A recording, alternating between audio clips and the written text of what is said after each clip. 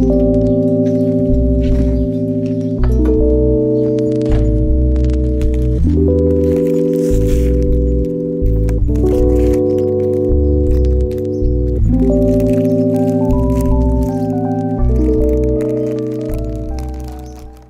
on se retrouve pour déguster ce brie que j'ai réalisé il y a 4 semaines.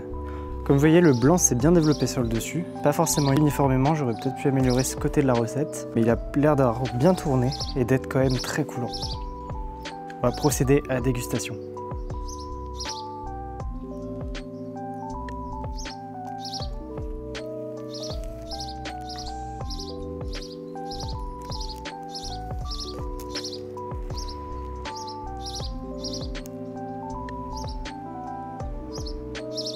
Voilà ce que ça donne. Donc là, il est hyper crémeux, même peut-être un peu trop. Peut-être qu'une semaine de moins d'affinage aurait été pas mal, de faire uniquement 3 semaines. Parce que là, le risque, c'est qu'il se tienne même plus. Vous voyez, je pense que je pourrais même plus le prendre à la main. Donc, je vais quand même procéder à la dégustation. On verra le résultat.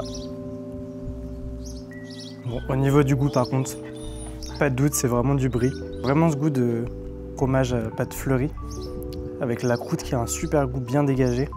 C'est vraiment une belle réussite, même s'il est très coulant, ça va être ça le souci pour le manger.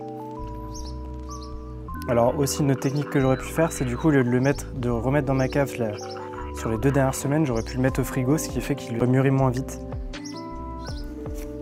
Mais voilà, c'est plutôt une fierté quand même ce fromage.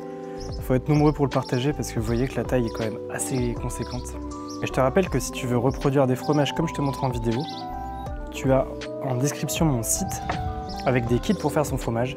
Par exemple, celui-là, tu peux le faire avec le kit pour les camemberts. Évidemment, ça te fera des beaucoup plus petites quantités. Là, il est énorme ce fromage et il n'y a pas des moules aussi grands. Mais tu pourras reproduire le même principe. Tu retrouves aussi des kits pour faire des tômes, pour faire des fromages bleus.